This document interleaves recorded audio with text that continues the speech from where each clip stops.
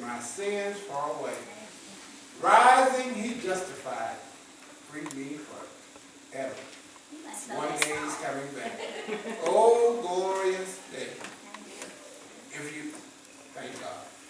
Thank God for Jesus. He loves me so much. He loved me so much that he would send his only begotten, the only son he had. That I appreciate him for what he did for you. Norma, I appreciate him, but listen, because he loved me. Not, when you make it a personal thing, because he loved me. If all you guys have decided to go over there because he loved me. When you make it personal, because he loved me, he sent down his only begotten son, a son that knew no sin, a son that made no mistakes, to die for me. And I am somebody, they always tell me don't say happy glad, but I'm when you're happy and you're glad at the same time. All you can say is I'm happy glad. I am so happy glad that Jesus loves me. I thank God for being here and to the pastor in his absence and to everyone that's present. We've seen each other now, so y'all know me. Hi. My wife was still a little under the weather, so she stayed home. So we brought in Roger. That's my niece and Roger. But so she wanted to come. So we were driving, and usually, when you get to that sign, when you leave that road, that blinking light. And it got to that blinking light, all I saw was fog and a big truck in front of me. So I just turned on the first street. We got way somewhere I'd never been before. And I said, this doesn't look right. And Brendan said, because it's not. So we got out, some guys working on something, and I went out, I said, how do you get the bridge from there? They said, you go back. We had to go back, all the way back, and still through the fog, and then we have to come back around, but I thank God because I made it into And so, I just thank God for being God. And I'm going to say a little prayer. I'm going to tell you a story, and I'm going to sing at the end this time.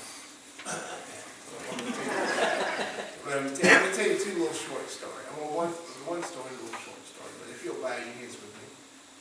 Thank you, Jesus, for today. God, we thank you for all that you do, for all that you've done. We thank you for your word. We thank you because you told us in your word that it will not go out and return again void, but it will accomplish that it was sent out to do. So, God, we just ask that those that need to hear the word, that God, that you promised in your word that it won't fall on deaf ears, but God, that it will accomplish. And those that are heavy laden, those that are burdened down, those that are with their heads hung down, God, we just ask that you encourage hearts, and God, that you strengthen us. And God, that you give us this word that we might go out and we might enter into worship, but we might depart to serve, that we may tell others of your goodness, that we may tell others of a Savior that can deliver, that can heal, that can make us do better, be better people. And that for that, God, will just give your name all the glory, all the honor, and all the praise. In Jesus Christ's name, amen. Amen. So I'm going to read to you some scriptures first, and I'm going to read them kind of quick. But 1 Corinthians 2 and 9. 1 Corinthians 2 and 9. 1 Corinthians 2 and 9 says, but as it is written, eye hath not seen, nor ear heard, neither have entered into the heart of man the things which God hath prepared for them that love him. And then the second scripture is Isaiah 28, 9 and 10. Whom shall he teach knowledge, and whom shall he teach to understand doctrine? Them that are weaned from the milk, and drawn from the breast. For precept must be upon precept, precept upon precept, line upon line, line upon line. Here a little, and there a little. And then Isaiah 55, 8 and 9 says, for my thoughts are not your thoughts, neither your ways my ways, said the Lord. For as it is, the heavens are higher than the earth, so are my ways higher than your ways, and my thoughts than your thoughts. And the final scripture is a popular one we all say. The one that helps us get through things. This is Romans 8:28 says, and we know all things work together for good, for them that love God, and to them who are called according to his purpose. That deserves to be repeated. And we know that all things work together for good, for them that love God, to them who are called according to his purpose. May the Lord add a blessing to the readers, to the hearers, and to the doers of his word. So I'm going to tell you a couple stories, and then one story. The first story is going to be a story from the Bible. And it's going to be a story from, I'm just going to tell you the whole story, but it ranges from Genesis 25, verse 17, all the way to Genesis chapter 46. About 21 chapters. I'm going to tell you that story. And then the second story is my story, from about age, birth, to about 11. So the first one will come from the Bible, and the second one will come from me. And I'm going to tell you a story about Genesis 25 to 17. It talks about Jacob. And we know Jacob and Esau and how their father Isaac had them, and how Jacob was loved by his mother, and the other one loved by his daddy. Esau was loved by his daddy. And how his mother said, okay, come here, son, come on, put this sheepskin on and put this smell on, and I want you to smell like your brother, so that you can steal your brother's birthright. And so he did all that and made his daddy the soup, and he fed his daddy the soup and everything, and his daddy blessed him, Jacob, instead of his brother Esau. And after that, one time I preached a message, and it said, simply said, it talked about that. It said, don't sell your dreams for a bowl of beans. Too many times we sell things that are very important to us for a simple little quick fix. But that's not the story I'm telling you today. But don't remember that, don't sell your dreams for a bowl of beans, for something simple. But anyway, so he sold his dreams. Esau did. And he sold it, and he got the birthright, and Jacob had to run. He had to leave his mother, and his father and his mother loved him. And she said, Jacob, I want you to go to the land of your uncle, Laban, which was her brother. Go to that land, and there you hide until your brother, he kind of cools down. You hide, and you run, and you go. That was it. This is now. The part I was about to tell you, if it happened now, you say, ooh, nasty. Disgusting. Ooh, what? He went to Laban, which I told you was his uncle. And when he got to Laban's land, he saw this beautiful. Woo! It's pretty, beautiful. Oh, she was. And he said, what? Look at that pretty woman coming. And the woman came, and guess what? Her name was Rachel. Beautiful lady, beautiful. I mean, hands down, the prettiest woman he'd ever seen, the prettiest woman in the land. But there was only one problem in today's standards. Rachel was his uncle Laban's daughter, making that his cousin. But hey, and he said, oh, I have to have her. I have to have her. He went to Laban and he said, oh, Uncle Laban, oh, please, please, please, I want to marry Rachel. I love her. From the first time I ever saw her, I loved her. Woo! And his Uncle Laban, listen, Jacob was a trickster, which that's what his name means, trickster. But he was tricked by the master trickster, which was his brother, his Uncle Laban. And Laban said, you can have her, but first you have to work for me. You have to work in the fields, and you have to do whatever I tell you, and you have to work, and you have to work, and you have to work, and after you've done the work, then you can have her. So Jacob said, okay, I'm on it, I'll do whatever I have to do. So he worked. All of a sudden, he worked, and he worked, and he worked, and he worked, and then finally, the years were up. The 7 years were up. And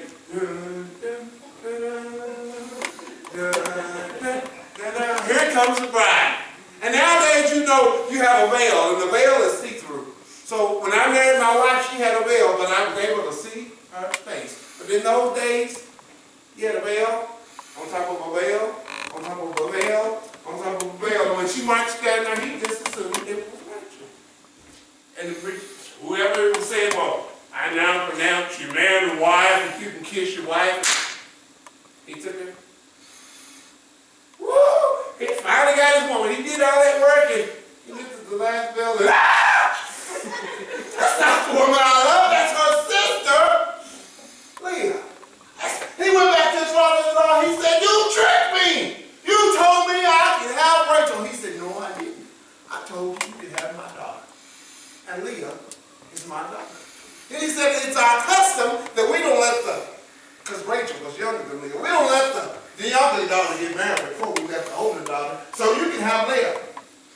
So he said, I'll take her. So he took Leah. He said, but if you work for me some more years, you can have Rachel. And so he had Leah, and that was his wife. And with Leah, he had Reuben, Simeon, Levi, Judah, Issachar, and Zebulun. Those were his 6 sons that he had from Leah. Oh, he loved them. They were his sons. He loved his boys.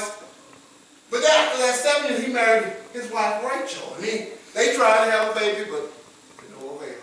They tried to no avail. Leah just kept popping them out, baby after baby after baby after baby. And Rachel tried and she tried and she tried and she tried and she could not have a baby.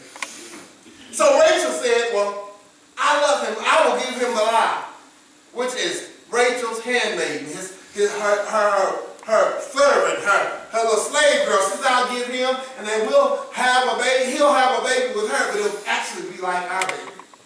So he took Bilhah, and he had Dan and Naphtali with Rachel, with Rachel's handmaiden. And so now he had 8 sons. Well, after this, Leah, she couldn't have any more children. So she said, if you can do it, you're not the only one that has handmaids. You're not the only one that has these little concubines running around here. If you can do it, I can do it. I'll give mother mine little concubines to him. So she gave him Zilpah. And Zilpah had Gad and Asher. So now Jacob had Reuben, Simeon, Levi, Judah, Issachar, Zebulun, Dan, Naphtali, Gad, and Asher. 10 sons. Oh, and around town, he was a big man. He had all these sons, and all these 2 wives, and these 2 concubines, and all this land, and he had everything. But he loved Rachel, and he didn't have a child with Rachel. And Rachel she wanted so badly to give her, because she loved him like he loved her. She loved him more than she loved syrup on her pancake. She loved her husband. And so finally one day she said, she came out and she said, Jacob, Jacob! He said, yes. She said, I'm having a baby. And he said, what? I finally am going to have a child with the woman that I love. And they had a son. And that son's name was Joseph. A little later on, she had another child. His name was Benjamin. And while she had Benjamin, she died in childbirth. The woman that he loved died in childbirth. And so guess what? Even though he had Reuben and Simeon and Levi and Judah and Issachar and Zebulun and Dan and Naphtali and Gad and Asher, they were by the woman he loved. Joseph was. And he loved his love, but he crazy loved his son Joseph. I mean, he loved him more, and it was evident. It was evident in everything he did. If he was in the town talking to the men, he said, oh, but did you see my son Joseph?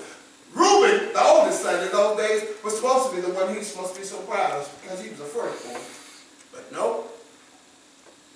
She put Reuben to the back burner, and he always talked about Joseph. He always did things for Joseph. When his sons, those other 10, were out in the field and they were herding the sheep and they were digging ditches and they were doing this and they were working with brown and the sun was beaming and the wind was blowing and the rain was going.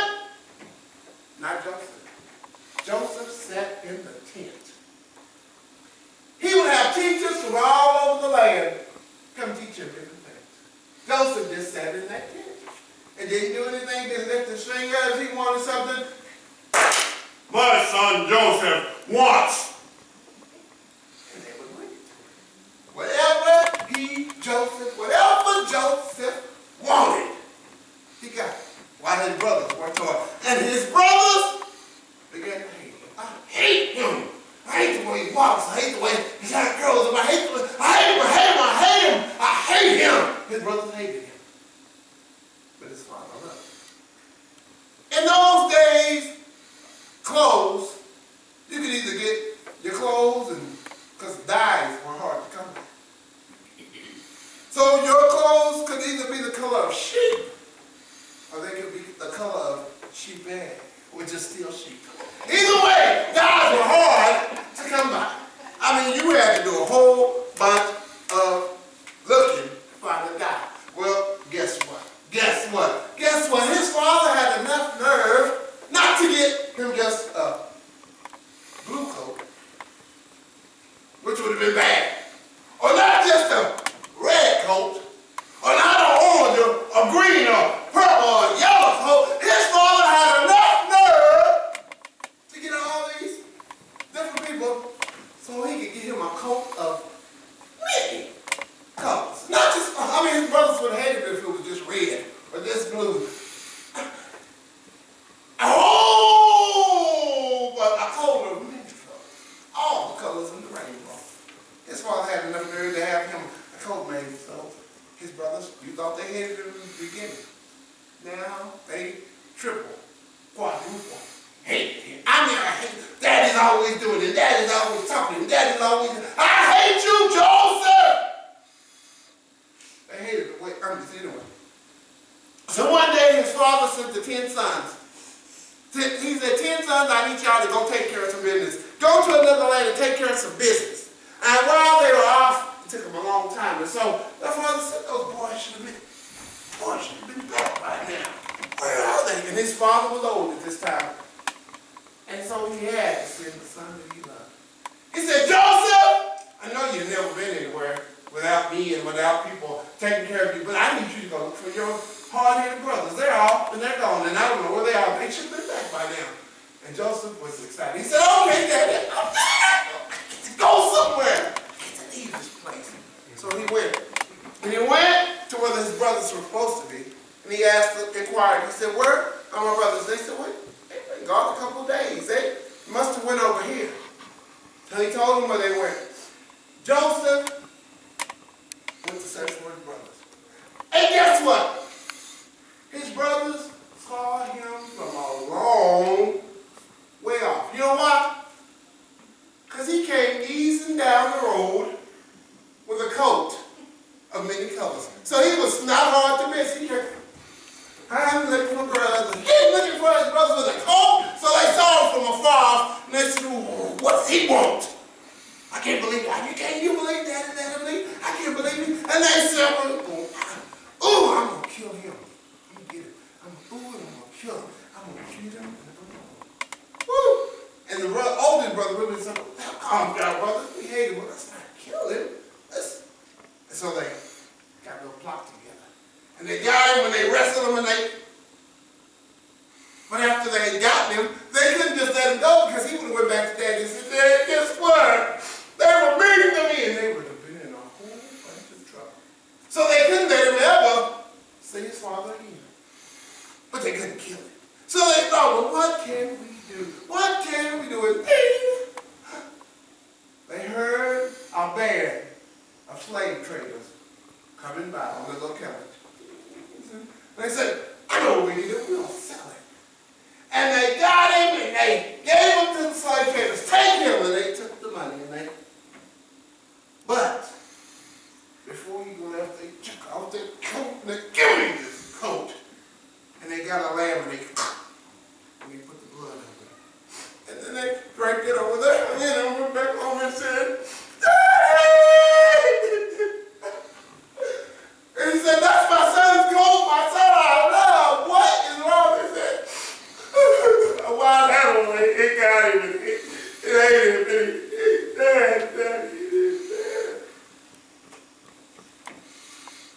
Jacob loved us. And he went into a deep depression. he was sad.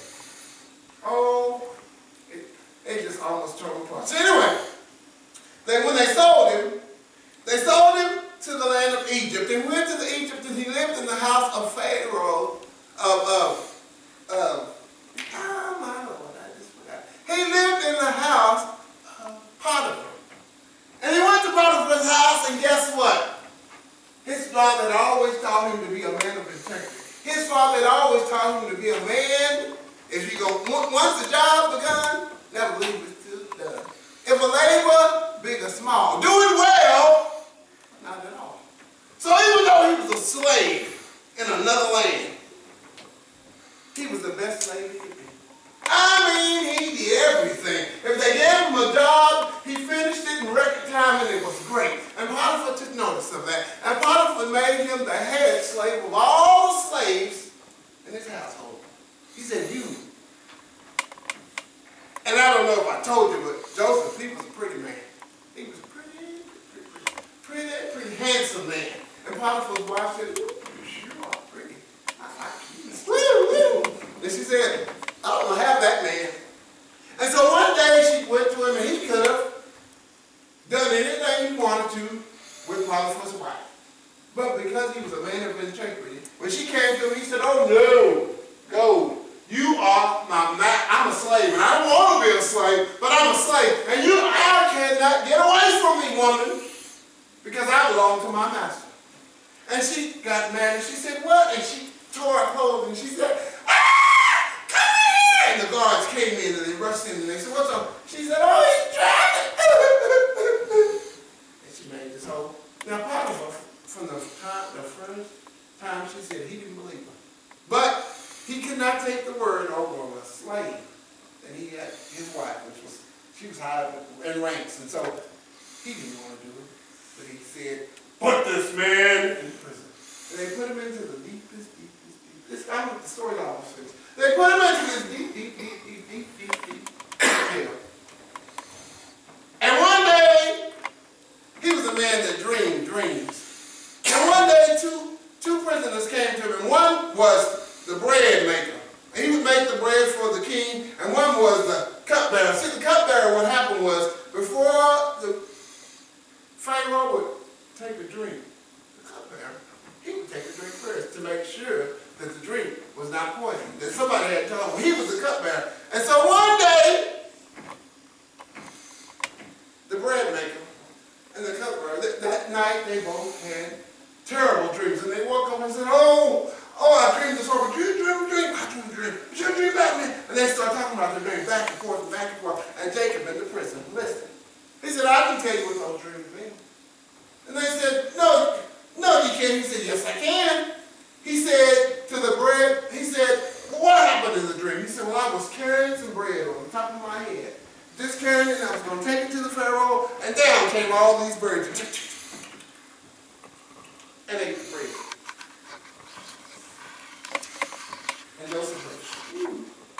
And he said, what happened in your dream? He said, well, I was carrying all these grapes, and the grapes were great, and the grapes were, and they were big, and they were fluffy, and they were beautiful grapes and all that stuff. And he said, I carried to the Pharaoh, and the Pharaoh, he said to the bread maker, your dream means that in 3 days from when, right now, the Pharaoh, I'm sorry, but the Pharaoh is going to call and have you killed. He's going to get ready to you. That's what it means.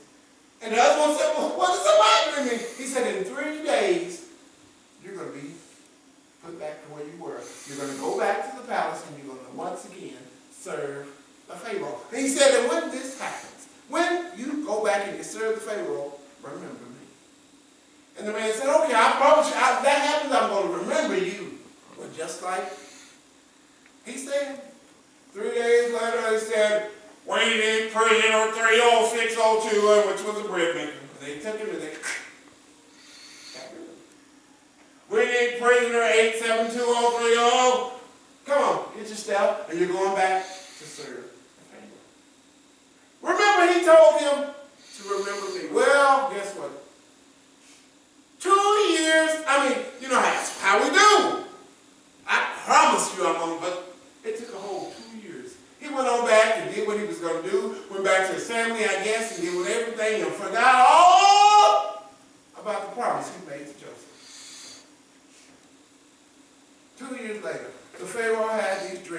He called for all the soothsayers, all his magicians, and then he called for all these people and said, what does this dream mean? What is it? I dreamt this dream. Every time I turn around, I'm having these bad dreams, and it's bad, it's bad. And nobody could interpret the dream. Well, the cupbearer was, ding! Pharaoh, Your Excellency, when I was in prison, there was a man that told me that I was going to be reestablished and I was going to be brought, and I forgot until just now. God will work it out. He said until just now. I didn't remember. He said, where is this man? He said, he's still in prison, I guess. Go get him. So they went and they got Joseph. And they brought Joseph, and Joseph explained. He said, well, what happened in the dream? He said, well, in the first dream, there was 7 fat cows. These cows were huge, and they were grazing, and they were just big old healthy cows. 7 of them.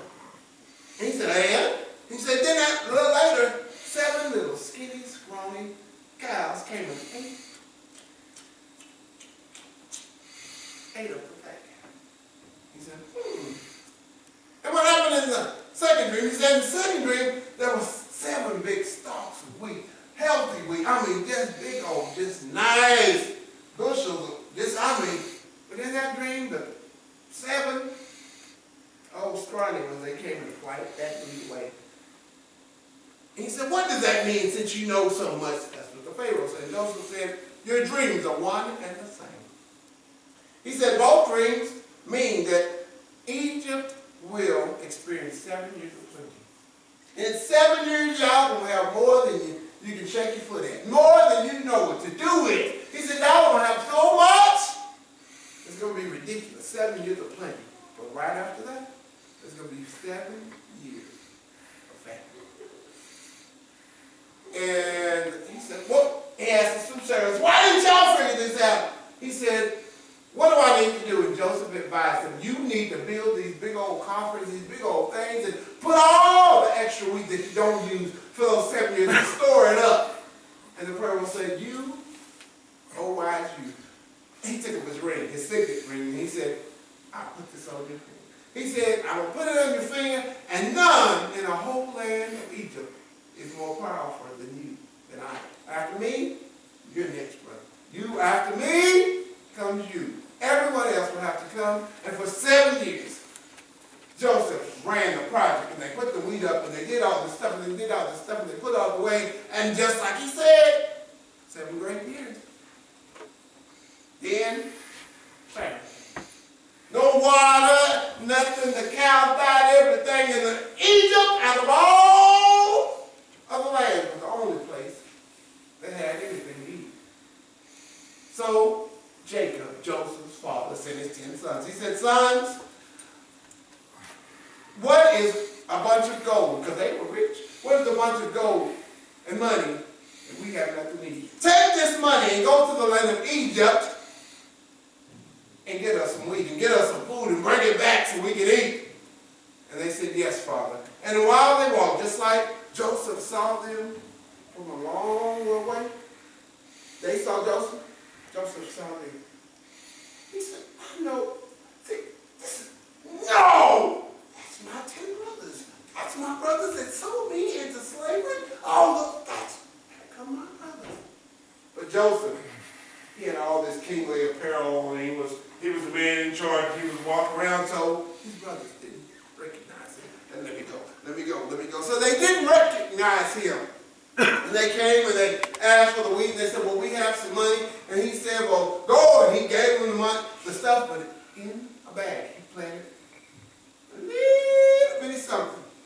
And then he had his men, after he gave them the wheat, and they put the wheat on there, or whatever, they gave him the food, and they went off. His 10 brothers. He had his men, his big strong men, his guards. Go find those men, because I believe they stole from me. And he had, bring them back. And they brought him back, and they brought him before Joseph, their brother, but they didn't know. And he got the wheat. He said, I believe y'all stole something from me. They said, oh, no, we don't steal. Our daddy told us that. We have money. Why would we steal? He said, no. And he slid open the bag of wheat, and out popped what Joseph had planned. He said, you stole from me. They said, no, we didn't. I don't know how they got there. We didn't put that. You should put it down. And then he said, where's your father? brother. He said, how many of you? And they actually had enough nerve to say, well, my father had 12 sons and one died. They actually still were going on with that line. Joseph, who wasn't alive because he was the one that didn't die. Then he died. And my father's destroyed. They said, well, go and get your little brother, Benjamin, and you bring him back here. And to make sure you come back, they took Simeon and they said, I'm going to put him in prison until y'all get back. Well, they went back and they said, Daddy, guess what? He said we stole, but we didn't steal. And now they have Simeon. They locked him up in there. They told us to bring Benjamin back. And his father was already a depressed man because he lost his son Joseph that he had by his wife Rachel. And now he's going to leave Benjamin, his second son by Rachel. He said, well, take him. Take him. And they took Benjamin. And when they got there, Simeon said, oh, he didn't treat me like a prisoner at all. He didn't do this. He didn't do that. He was nice to me. He was good to me. I loved him. He was really sweet to us. And they said, why? They began to discuss it. And he had him in a room. And he looked at his son, his brother Benjamin, and they talked to him, how do you do, yada, yada, yada, yada, yada, yada, yada, yada, yada. And he said, in his mind, he thought, woof, I'm going to get you. I'll get you now. I told you I was going to rule over you. I told you I was going to be, I told you, I had dreams. I told you you were going to bow down to me. And he could have just had them all put to death right there. But he didn't. And he said, and they were crying and they were scared and they didn't know what was going to happen. And he slowly took off his kingly apparel of the second man in charge, the vice president. He slowly took off all that and revealed to them. And he said, oh, brothers, it is I, your brother Joseph, the brother that you sought to get rid of, the brother that you plotted to kill, the brother that you sold into slavery. It is I. I'm not going to kill you. Go back and get daddy and get all your wives and get all. And they went to the land of Egypt. And it's a whole other part behind that. But that's what chapter 46 is. And he said, what you meant for evil, God meant it for good. And so my message title, if I was going to title this message, would be, when it's for your good. When it's for your good. The devil meant it for bad. And all this stuff that happened to Joseph. And Joseph said, oh God, what's happening? Why is this going on? Why am I having to go through all this stuff? And why are they doing this? And why are my brothers hating me? And why? But when it's for your good. Sometimes I talk loud, I'm going to try to. But when it's for your good. What you meant for evil, God meant for good. And I told you that was the first story. The second story, I told you it was about me. Ages birth to about 11. When I was little, I told you I'm number 7. The 7th brother out of 7 brothers, I'm the youngest. And when we would get the flu or the pneumonia and it wouldn't feel good, and your head hurt or whatever, and you come say, Mama, I don't feel good, and you have a fever, and she do all that stuff. After a while, she said, go in there and get the castor oil. Oh, every time for real, really, every time I think of it, it makes my stomach kind of curdle. It just makes me just want to, right here, just, but she said, go in there and get the castor oil. And not only would she get the castor oil, she'd get the we call it pre-emulsion. Whoa! The castor oil was this clear, greasy, nasty liquid. And the pre-emulsion was this purplish, brownish kind of, and the smell would make anybody in their right mind run away. And she would get the castor oil, And she'd get that Korean emotion and she pour them together. And they never kind of, because of oil, and they never kind of, oh, and she stirred. And she stirred, and she stirred, and she stirred. She said, come here, boy. And I want to take you about. Get here, boy. And she called my 3 older brothers. My 3rd brother, his name is Floyd. He's really nice still to this day. He never won. She called him and said, Floyd, come here and hold him down. Hold him down, and I'm going to make him take this. And she tried to, but Floyd, he just didn't have it in him. He didn't want to take it. He knew it was nasty. So, oh, Mama, just let him slide. He'll be all right. So Floyd would. Then she said, well, get out of here. And she called my 2nd brother, James. James, come here now. Floyd was the lightweight. James was the middleweight. And James, he'd hold me a little bit tighter, and he would do a little bit more, and he'd be a little bit rougher, but in the end, he just couldn't do it. And he said, oh, just let him go. Then finally, she called in Jeff. My brother Jeff, that was a heavyweight. He'd hold you even if he just hold and stay. He didn't care. He just hold you. He was just mean. He was just evil. He was just idle. And so she said, his name is Jeff Lee. But when we were young, she used to call him Jeff Lee. Jeff Lee! Jeff Lee! And when she called Jeff Lee, you knew, oh, you better. When she called Jeff Lee, it was time. And sometimes we would just have to stand up because the heavyweight was there. And he'd get you and he'd hold you and you wouldn't move. And she'd get that spoon and she'd tilt her head back.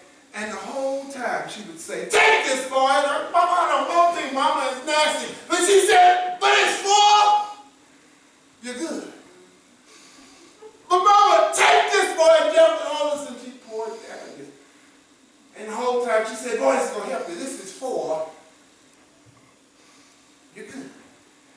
This is going to make you feel. My mama, she didn't say out. She's from a little place called Milo, Oklahoma. And she would say out. She said, this stuff is going to work you out. And she said, it's for you good, boy. Take this stuff. And she laid you down and she poured it down your throat. And you cried yourself to sleep. But the whole time, because it was for my good, the whole time I slept, I felt, whoa. And by the time I woke up and things happen like they happen when you take castor oil, they create emotion and join them together, it worked me out. Oh, because it was for my good. And so, when it's for your good.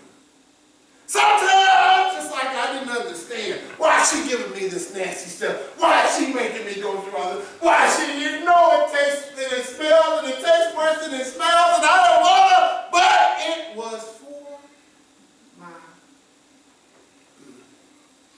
God. It says, eyes have not seen, nor ears heard, nor has it entered into the hearts of man what God has prepared for his people. Sometimes we say, God, I don't know why I don't have a job, and I've been looking for a job, and I went to school to get a job, and I just cannot find a job. They just called and said they're going to pick up my car. My daughter's thinking about this, and there's a lawyer in the car. Eyes have not seen. When it's for your good. The Bible tells us, precept upon precept, line upon line. Here a little, there a little. See, God doesn't give it all to us at one time. He doesn't say, well, I'm going to do this, and when the end, it's all going to work out for your good. It's all going to work out for your favor. He just gives you here a little, there a little. And all that little, it hurts. And all that little, you can't see exactly what God is doing. All that little, you are so confused, but because his thoughts are not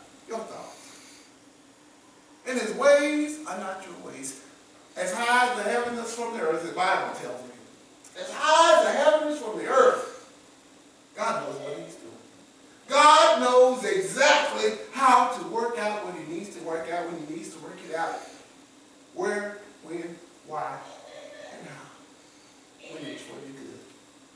And we say we know all things. And sometimes, I probably talked about that last time I was here. That all things. Sometimes that all things hurt you in the beginning. Sometimes that all things hurt you while God is working it out. Sometimes that all things just get you so confused while God is doing what he's doing to make it better. But all things work together for good. For those that love God, to them that are called according to his purpose, when it's for your good. It may not taste good, and they may not feel good. It may not seem good, but God knows exactly what he's doing while he's doing what he's doing. You may have to experience some heartache. You may have to experience some heartbreak. You may get lied on, cheated, talked about, mistreated, bruised, scorned, talked about, show as bone. You may be up, down, almost level to the ground. But when it's for your good, when it's for your good, you may have to step out on nothing and believe that something is there. You may have to leave your homeland. You may have to leave your family. You may have to leave all that is near and dear to your heart. But when it's for your good, God is going to work it out. God is going to work in your favor. Some way, somehow, you will make it. When it's for your good. When it's for your good. But God, that was my favorite dog. It ran out in the street, but he knew exactly what he was doing. And that happened. God, but I need that car to get to work, but he's working it out just, and he worked it out. I had my car, and you complained about that car, and he was just setting you up for that old car that you thought you needed so bad, so they could call you later and say, well, you've been approved for a loan, and there's a brand new car coming on. When it's for you good. God will always. You may have to be in prison. You may have to be enslaved. You may have to, I have a testimony. You may have to lay in a hospital bed forever and ever and ever and get down to 140 pounds and look like, someone told me that I look like our death had come and pulled up a chair and sat next to me and went, just wait. I can't, but when it's for your good, you may have to cry at night. You may have to endure ridicule. But when it's for your good, God will work it out. I'm going to sing you a song, and then I'm going to say it. It says, I've had trials and tribulations, unexpected situations, living here below.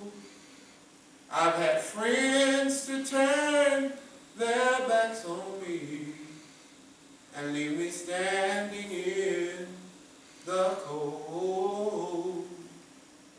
I've been hurt in the church as I attempt to do God's work by people who call themselves saints. Many times I felt not giving up, but the Spirit said, great church he came. You see, the Lord allows us to go through things we can't understand. But for everything he allows, there's a reason. So in my life, the devil gets no glory. Everywhere I go, I'll tell the story of how God has a way of turning things around. He meant it for my good. God meant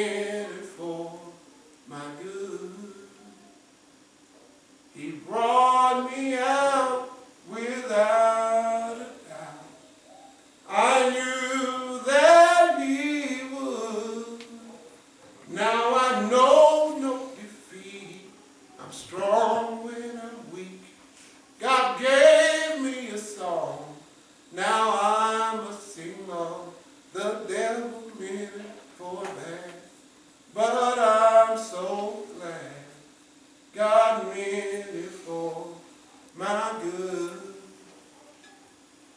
The gossip, the lies, the tears in my eyes have worked out for my good. I passed the test of time, and like a tree by the water I stood. But through it all, God gets the glory. Everywhere I'll tell the story, how God worked things out just for me. That old devil meant it for bad, but I'm so glad God meant it for my good. The old devil meant it for bad, but I'm so glad God meant it for my good. When it's for you. Amen. Pray for me.